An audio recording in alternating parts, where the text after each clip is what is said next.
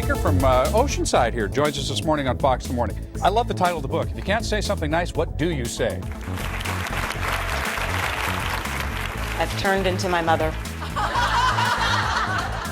I can hear myself using some of the same expressions that she used when I was growing up. They told me in Texas we don't need the little smiley faces, we don't need any of that, because you could say anything you good and well please as long as you say afterwards, bless your heart.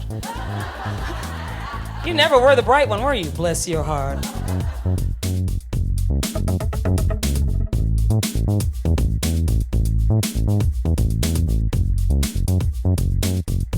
If you can't say something nice, what do you say? Because the old advice, really, don't say anything at all. I mean, that doesn't get anything done, does it? It doesn't. And at some point, we have to say something. We have to challenge the boss, share some concerns with the coworker, so we have to let it be known. I have a feeling you all probably heard some of the same phrases that my mom used. So complete the phrase if they sound familiar. Sticks and stones will break my bones. And my personal favorite, if you can't say something nice, don't say it at all.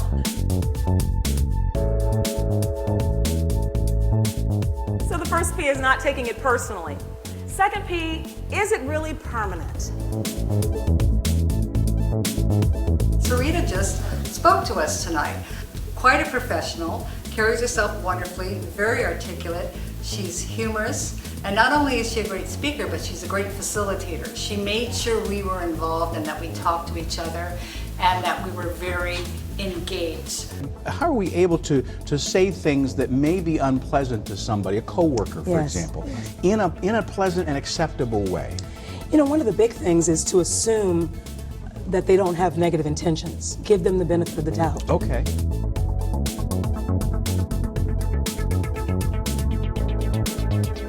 Do you sense a conflict brewing? So now at this moment, we are at each other's throats. Jello, no Jello, Jello, no Jello. And I'm sure that she's laying on the floor in her 4-year-old wisdom thinking, will someone come to consensus? Will there be Jello or will there not? This too shall pass. And you know when you're in the middle of stuff, how empowering it is to be able to say, okay, this is really bad, but when we get through this, we're gonna look back and say we made it. We're gonna look back and say we survived. So we might say, you know, I don't know if you realize when you come in late, here's how it affects my schedule. Or I don't know if you realize that when your report's not turned in on time, I have to scramble to get my things done.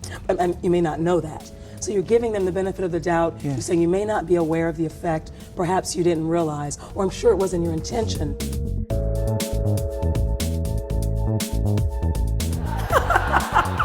And most of the time, it's not about us. And we're like, it's about me. They're out to get me. They're doing this to make my... Nobody's thinking about you. I hate to tell you.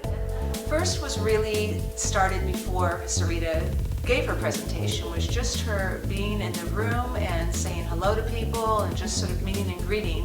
And I was so struck by how happy she seemed to be there. The magic words are still thank you and please, even if you text or tweet with ease. Bold in all caps or email attitude. And texting while we're talking is just rude.